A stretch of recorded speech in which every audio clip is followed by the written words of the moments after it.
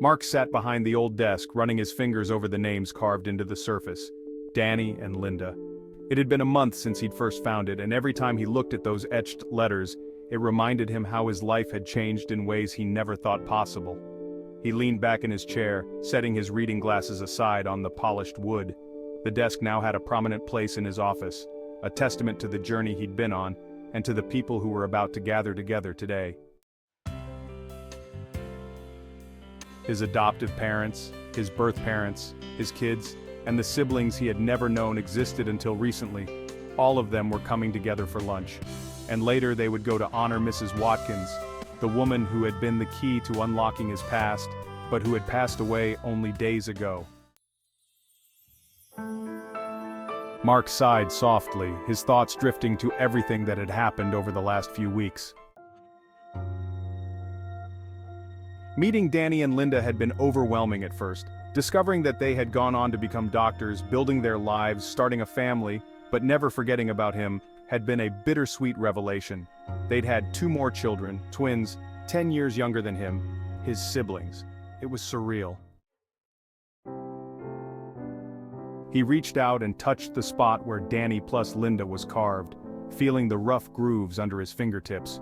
His birth mother had told him the story behind it, how they'd carved their names into the desk during their last year at Ridgemont High, when they were just 2 scared teenagers trying to hold on to something permanent in an uncertain world.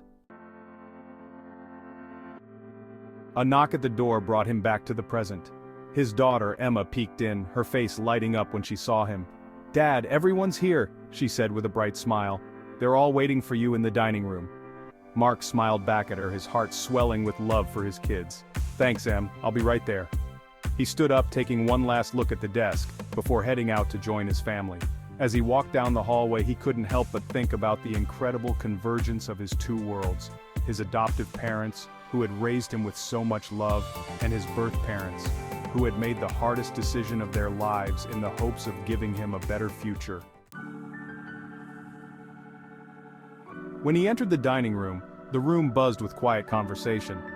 His adoptive parents, Mike and Sarah, sat at one end of the table, talking to his 2 siblings, Julia and Ben. His birth parents, Danny and Linda, stood near the window, gazing out into the yard, lost in their own thoughts. His kids, Emma and Lucas, sat together, looking a little nervous but excited.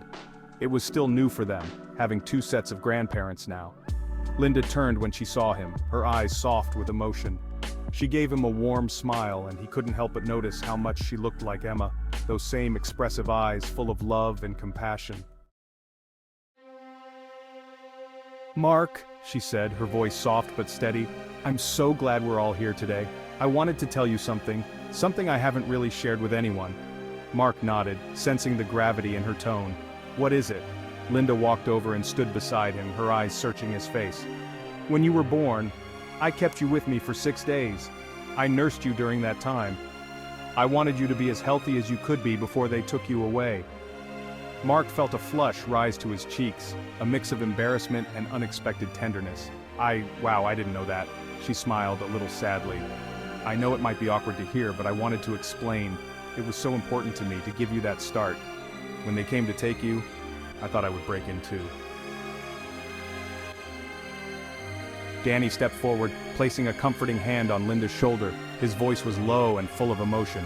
"I held you once, just once, and then I had to let you go. After that, I couldn't face it. We both went back to school and tried to act like it never happened. Like you never existed. But we always thought of you. We never forgot." Mark felt a lump forming in his throat. The weight of those lost years, the sacrifice they had made, it hit him in a way he hadn't expected. He reached out, placing his hand over Linda's and gave it a gentle squeeze. "I'm so glad you told me." Linda smiled, her eyes glistening with unshed tears. "I've wanted to for so long, but now that we've found each other again, I feel like I can finally share it." The moment was heavy with emotion, and for a second, Mark felt the enormity of what they'd all been through. His birth parents, his adoptive parents, himself. It was a shared history that had finally come full circle. Just then, Julia, his younger sister, spoke up. "Mrs. Watkins really changed everything, didn't she? If it weren't for her, we might never have met." Linda nodded, her expression softening. She was one of the few people at the school who knew I was pregnant.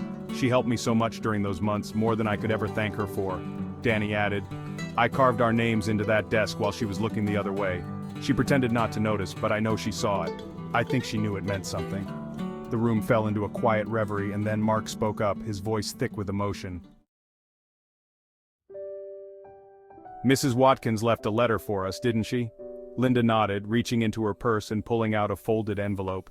"She did, I think it's time we read it." She handed the letter to Mark and he carefully unfolded it. The precise scrawl of Mrs. Watkins's handwriting brought a smile to his face, even as a wave of sadness washed over him. "To Mark, Danny, Linda and everyone, I'm sure by the time you read this I'll be gone. But I wanted to leave you with a few words. Reuniting you all has been one of the great highlights of my long life. Watching you, Linda, grow from a scared young girl into a strong woman, and Danny from a rebellious boy into a man, well, it was something special. And Mark, what a fine young man you've become. I always knew you'd come back one day searching for answers, and I'm so glad you did. Knowing that you found each other again brings me so much peace. I've lived a long good life, but this, bringing you all together, was something I will always cherish. Remember to take care of each other, and never forget the power of love, no matter how far or how long it's been buried. With all my love, Mrs. Watkins." Mark's throat tightened as he finished reading. He looked up, meeting the tear-filled eyes of his birth parents and the warm, loving expressions of his adoptive parents. The room felt heavy with emotion, but also with gratitude, for the journey they had all taken and for the woman who had helped them find each other again. Linda wiped her eyes and smiled. She was always a romantic at heart. Danny nodded. She really was. Mark folded the letter carefully and placed it on the table, feeling a sense of closure but also a new beginning. I think we should all go honor her today." The room buzzed with agreement, and they all sat down to lunch together, sharing stories and memories as they broke bread as a family, both the one that had raised him and the one he had been born into.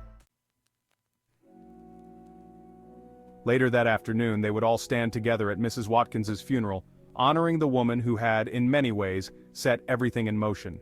But for now, they were just a family, reunited, healing, and finally whole.